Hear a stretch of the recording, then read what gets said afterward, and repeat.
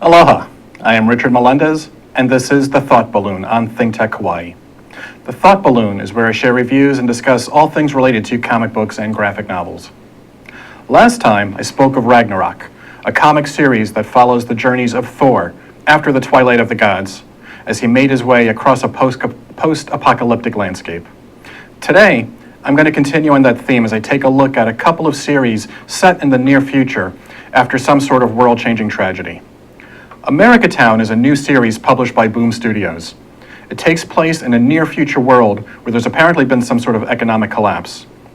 This collapse has American citizens fleeing their own country in search of work and opportunity abroad, all the while dodging immigration officers and striking deals with human traffickers.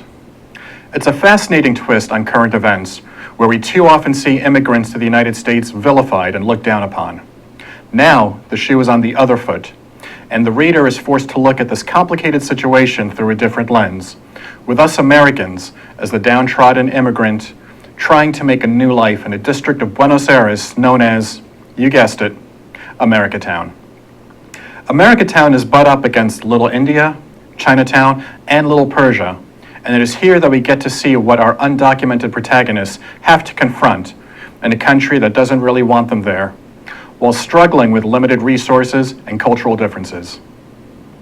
Meanwhile, there's local political pressure to do something about the perceived immigrant problem, making for an even more difficult situation.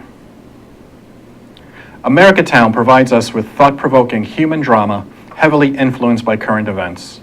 I highly recommend it. Now, the second dystopian series I'm covering today is called We Stand on Guard, published by Image Comics. We Stand on Guard takes place in a future Canada that's been invaded by the United States. Our eyes into this world is a young woman named Amber, and we follow her back and forth through time as we see her as a young child in the earliest days of the invasion and as an 18-year-old woman operating as a freedom fighter in search of her brother who was recently captured by U.S. forces.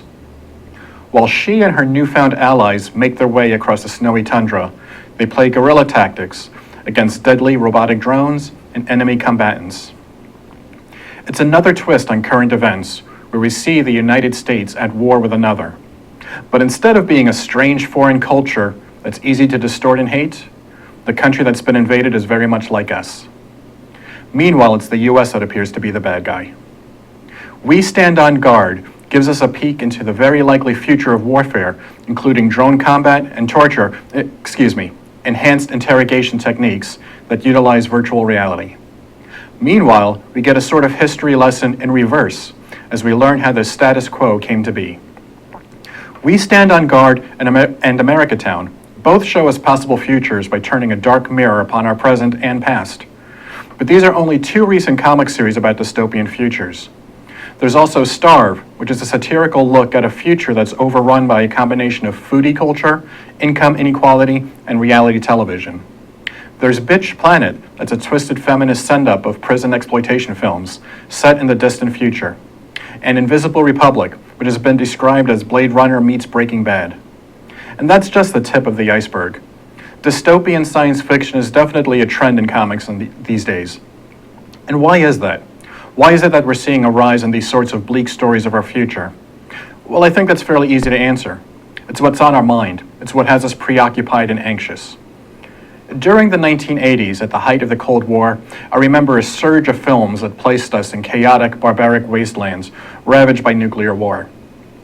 The atomic age of the 1950s brought forth stories of radioactive mutants and giant monsters. Today, the devastation seems more subtle. Economic collapse, environmental devastation, or even disease. These scenarios all obviously speak of our current fears. Talk enough about the melting ice caps, and it's only a matter of time before someone writes a story about life after we've hit the tipping point. Wall Street is heading towards another meltdown. Income inequality is worse than ever. Well, let's amp that up to the next level and see where that might take us in 20 years or so. On one level, stories about dystopian and apocalyptic futures satisfy a morbid fascination with seeing all the ways in that we humans can screw things up. But there's another aspect to these dystopian future tales that I find appealing. It's that there's a sense of hope. We stand on guard as Amber's searching for her brother while the insurgents fight for a Canada that's free from tyranny.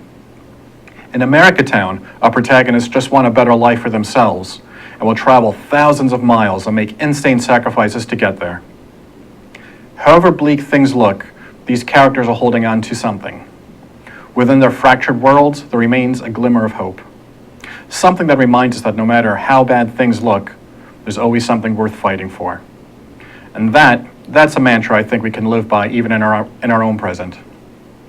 Thank you for watching the Thought Balloon on ThinkTech Hawaii.